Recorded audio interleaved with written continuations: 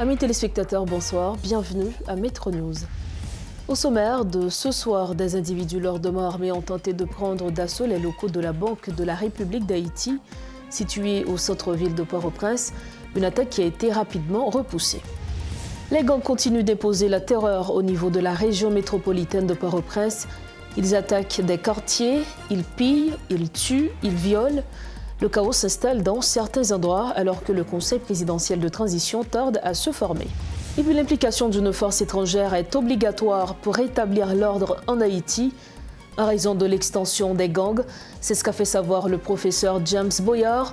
Selon lui, c'est le laxisme des autorités qui est à la base de la détérioration de la situation.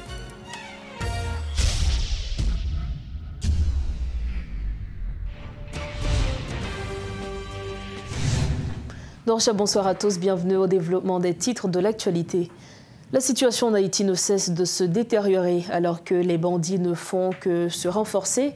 Ces derniers jours, tous les indicateurs sont alarmants avec la montée en puissance des activités criminelles des gangs, notamment dans les hauteurs de Pétionville. Ce mardi, les activités étaient au ralenti de la commune. Les habitants de La Boule, Thomasin et Pèlerin demeurent sur leur garde 24 heures après une attaque de bandits principalement à La Boule 12. Les rues étaient désertes toute la journée, les rumeurs laissant craindre une nouvelle vague de violence des gangs.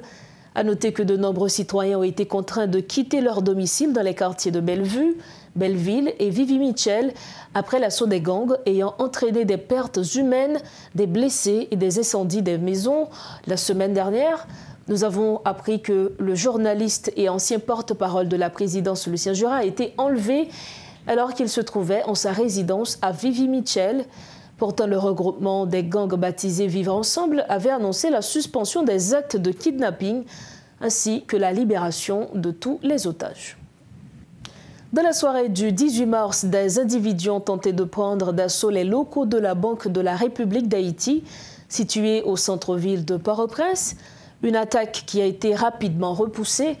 Dans un message publié ce 19 mars sur le compte Twitter officiel de la BRH, les autorités ont déclaré, et nous citons, « Nous tenons à informer le public en général que, face à un incident survenu hier à proximité des locaux de la BRH à la rue Pavée, les forces de l'ordre et l'équipe de sécurité de l'institution ont réagi avec professionnalisme et efficacité. » La déclaration a également exprimé la reconnaissance des responsables envers les agents de sécurité de la BRH et les forces de l'ordre pour leur vigilance et leur engagement à protéger la communauté. La sécurité des opérations et la protection des employés demeurent des priorités absolues pour la Banque centrale. Le chaos s'installe en Haïti alors que le Conseil présidentiel de transition tarde à se former. Après plus de 3 semaines sans gouvernement en place, le pays est plongé dans l'incertitude avec une violence croissante à Port-au-Prince et ses environs. Les écoles restent fermées, le gouvernement fonctionne au ralenti et le commerce est paralysé. Les appels à l'aide internationale se multiplient, mais les efforts pour former le Conseil présidentiel sont entravés par des désaccords politiques. Les attaques contre des missions diplomatiques étrangères et des quartiers aisés de la capitale suscitent une grande préoccupation, tandis que les infrastructures publiques sont également visées. On attend avec impatience le déploiement d'une mission multinationale dirigée par le Kenya pour aider à résoudre la crise. Mais peut-on se demander si le pays est loin de sortir de l'auberge? Notre invité, Mathias Devers, va nous éclairer sur la situation. Monsieur Mathias Devers, bonsoir. Bienvenue à Métro News. Et bonsoir, Madame Osbekline. C'est un privilège d'être là, envie de répondre à vos questions. Merci de l'invitation. Alors, merci à vous aussi d'être là. Vous êtes politologue, détenteur d'un master en relations internationales et également auteur du livre « Radiographie des opérations de paix de l'ONU ».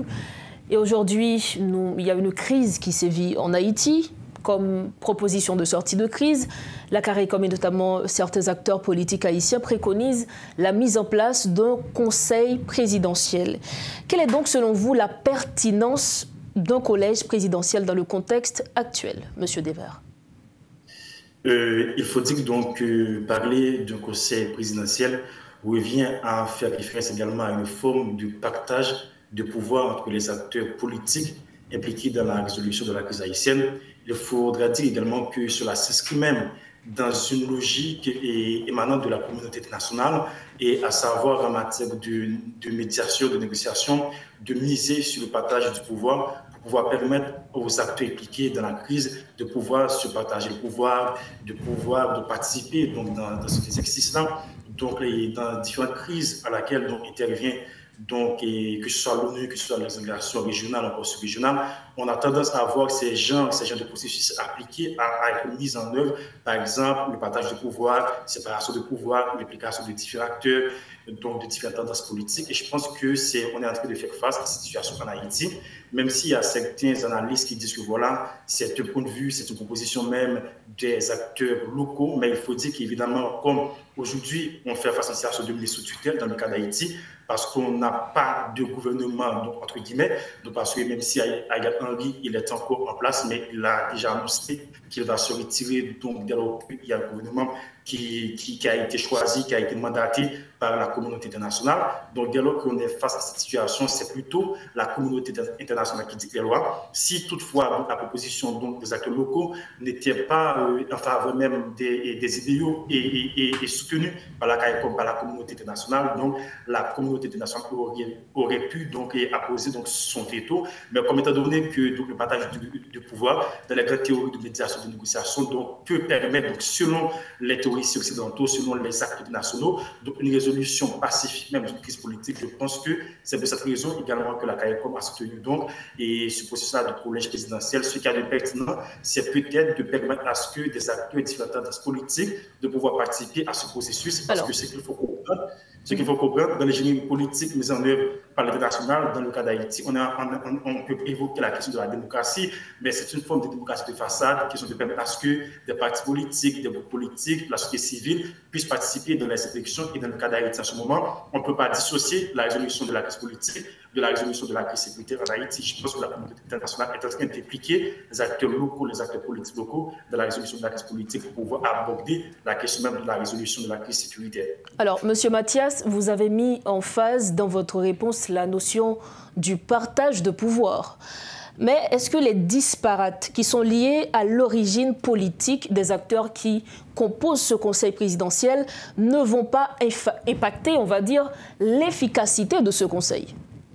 Bon, il faut dire que dans l'histoire politique récente d'Haïti, on a pu voir qu'il y a toujours divergence, il y a toujours des conflits entre le Parlement et également le gouvernement, à savoir l'exécutif. Parfois, il y a même divergence, conflit entre le Premier ministre et également le président.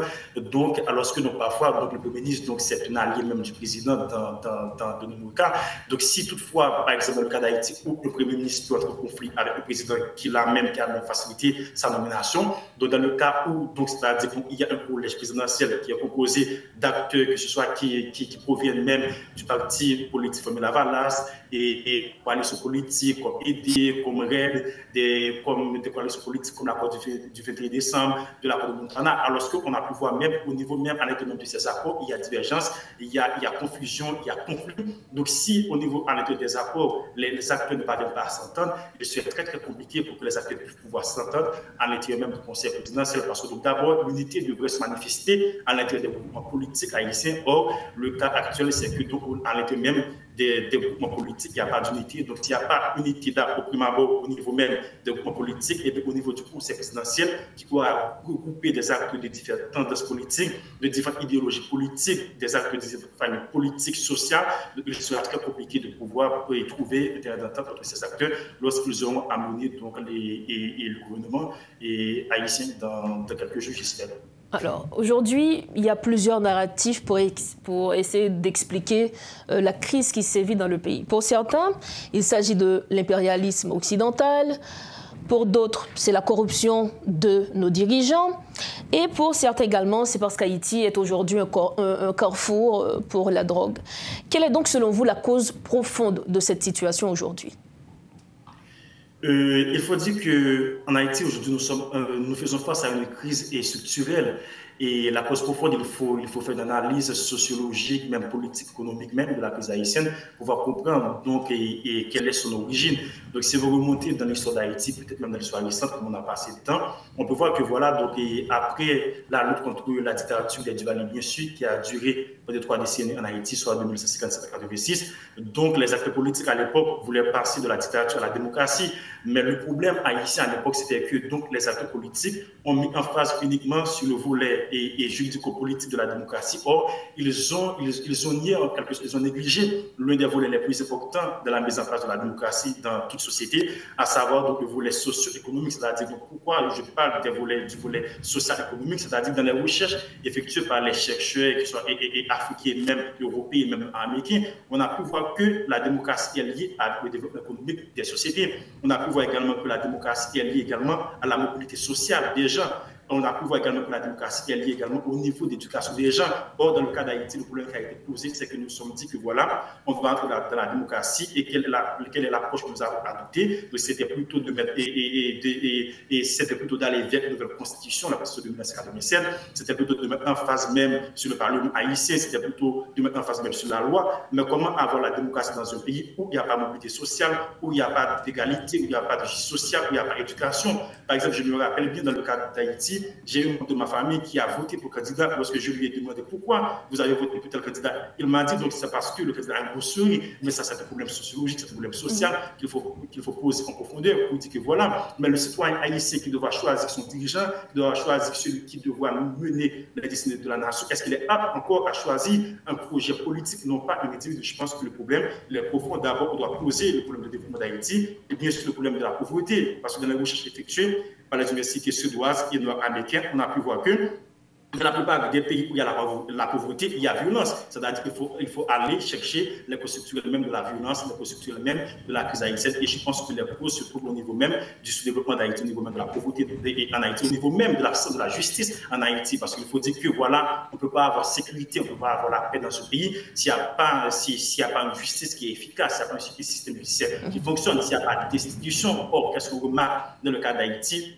En premier niveau, soit les institutions qui existent sont inopérantes, ne sont pas efficaces, soit deuxièmement, les institutions qui existent, qui font le travail, donc malheureusement prises dans le piège du système, le contribution est sous-optimale, soit en troisième niveau, certaines institutions prévues même par la Constitution n'ont jamais été mises en place, comme par exemple la Cour constitutionnelle, par exemple le Conseil électoral permanent, c'est-à-dire certains pays où il y a une crise institutionnelle et qui provoque même une crise organique, une crise systémique, dès lors qu'on a pu voir que les acteurs politiques qui sont au pouvoir, mais les acteurs au niveau même de la société civile qui peuvent constituer ce qu'on peut appeler de pression-démocratie ne parviennent pas à jouer leur rôle, ne parviennent pas à donner vie au système politique. Donc, dès lors qu'on est face à une crise organique, donc où on peut s'attendre à un impact social parce qu'il n'y a pas de relais au niveau de la société. Monsieur Mathias, vous aviez bien pris le temps d'expliquer quelles peuvent être les causes profondes.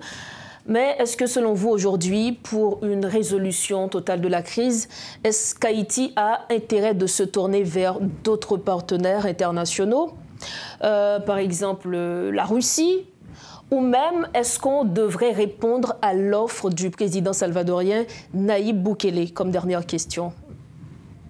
Bon, moi je pense que je ne vais pas entrer dans ce jeu-là. Ce que je peux dire, c'est que donc Haïti, comme étant État qui fait partie de la communauté internationale, et on ne vit pas en autarcie. Si on ne vit pas en autarcie, si il y a une crise en Haïti, il est de bon ton que des États dits amis puissent pouvoir proposer leur aide, le support à Haïti pour que le pays puisse sortir de cette situation combien chaotique, combien difficile. Cependant, ce qu'il faut comprendre, c'est qu'au niveau international, qu'est-ce qu'on peut appeler le multilatéralisme et donc l'une des entités internationales qui caractérise encore, qui symbolise cette forme de multilatéralisme, donc c'est bien l'ONU. Et l'ONU, c'est cette institution multilatérale qui donne la légitimité à des États ou à des entités internationales de pouvoir intervenir dans les crises internationales, comme dans des crises et dans des conflits intra-étatiques. Dans le cas d'Haïti, vous rappelez sûrement que le 2 octobre dernier, donc le Conseil de sécurité de l'ONU avait déjà adopté une résolution donnant une attribution, donnant le pouvoir, le droit au Kenya de pouvoir diriger une mission multinationale en Haïti. Je pense qu'il faut éviter l'amalgame. Et si aujourd'hui on est face à une situation où le Kenya se trouve en difficulté qui sont intervenues en Haïti à cause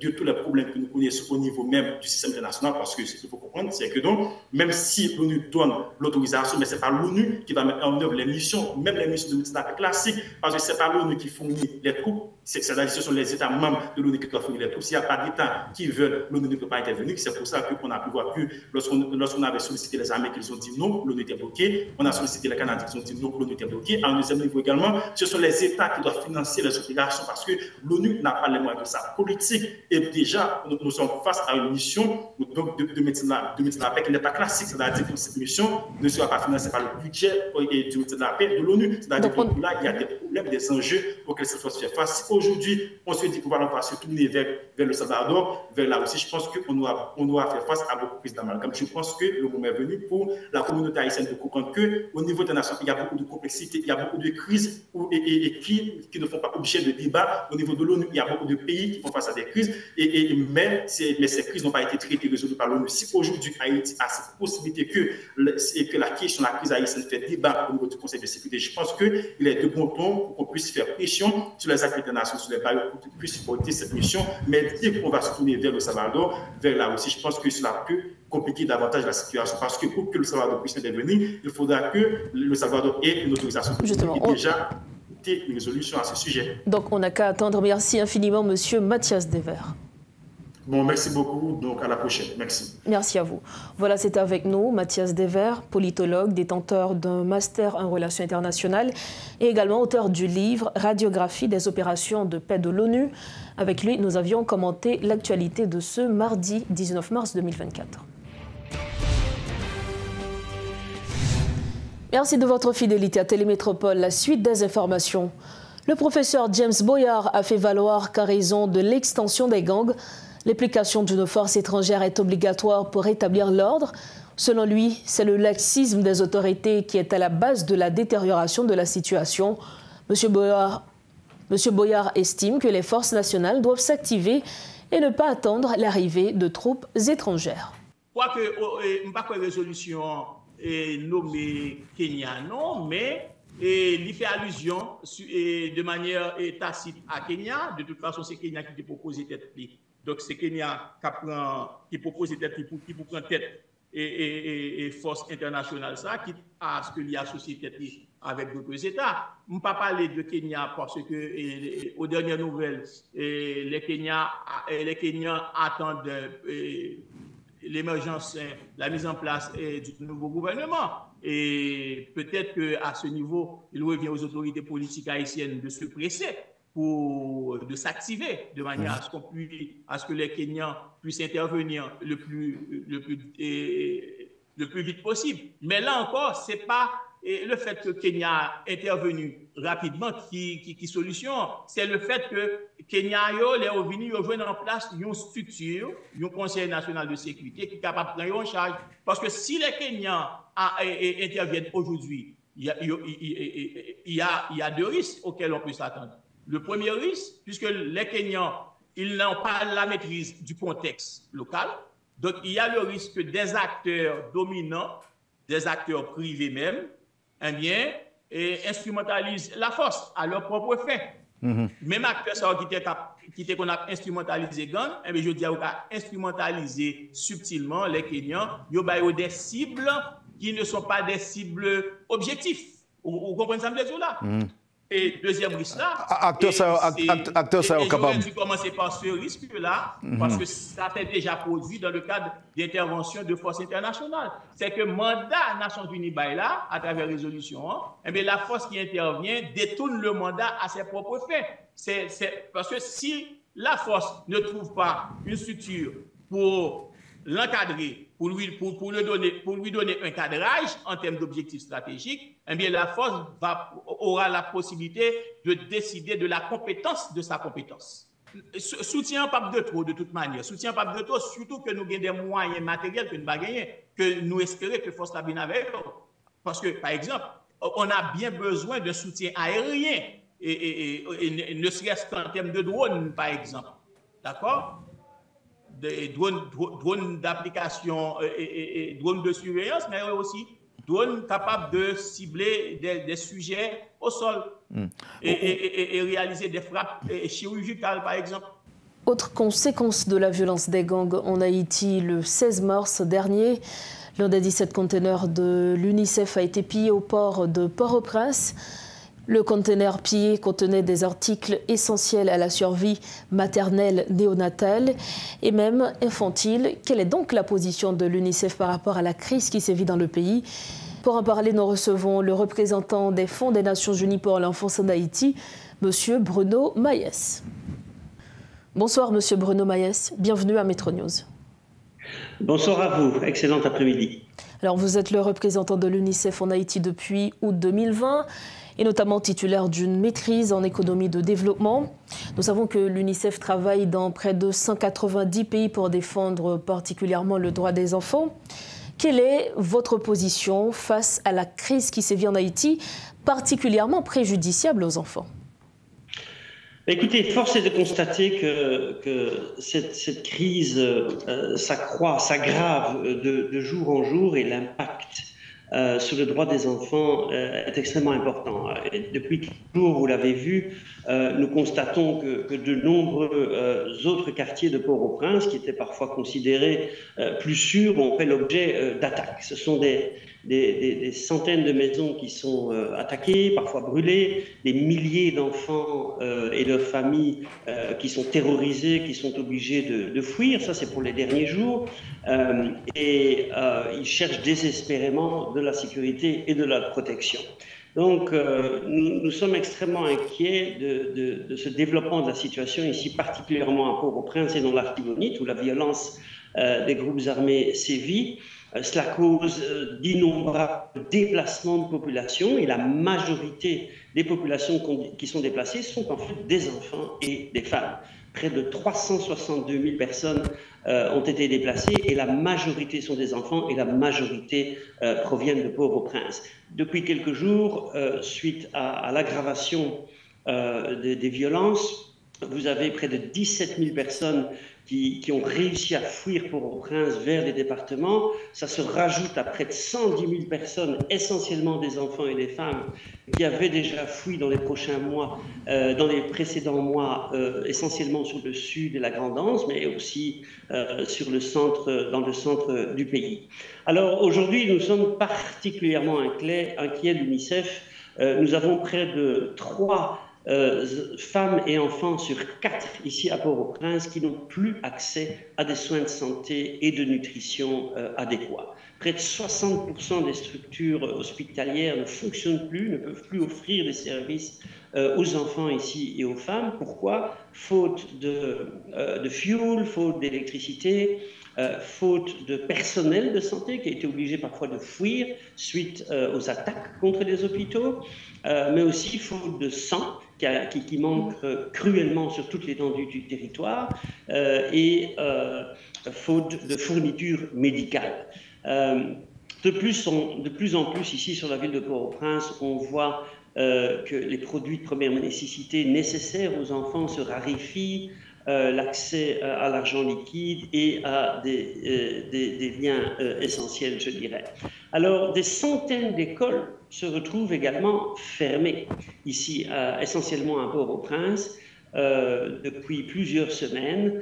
Cela concerne des milliers d'enfants. Cela affecte des milliers de parents qui sont affectés de par la discontinuité de l'éducation de leurs enfants. Pourtant, on sait à quel point l'éducation est tellement chère dans le cœur de chaque famille haïtienne aujourd'hui.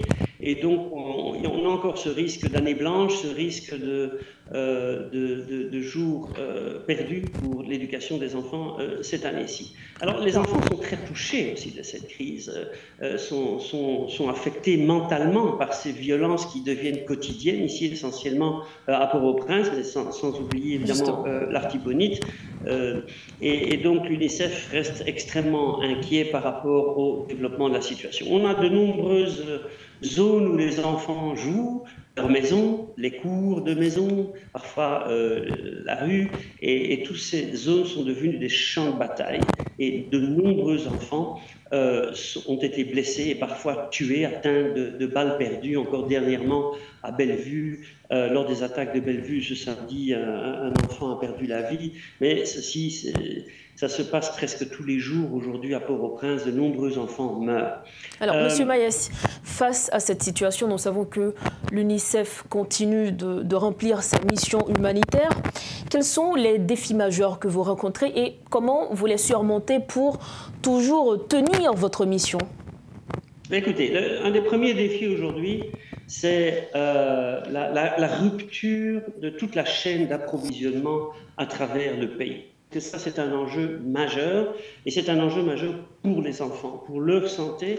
Mais en fait, nous sommes actuellement assez isolés, comme vous le voyez. Il y a eu par 2 fois des attaques contre le port ici à Port-au-Prince. On a près de 260 containers qui appartiennent, je dirais, à la communauté humanitaire, dont l'UNICEF, qui ont été ici importés au pays. Et tout cela est tombé sous le contrôle de groupes armés. Samedi passé, nous avons un des 17 containers qui contenait tout du matériel médical essentiel pour la survie des enfants et des femmes. Donc tout ce qui concerne la néonatologie et la pédiatrie, c'était des matériaux assez importants pour assurer la récupération et la survie des nouveau-nés qui naissent parfois avec des difficultés, comme vous le savez, des respirateurs, etc. Et donc tout cela a été pillé.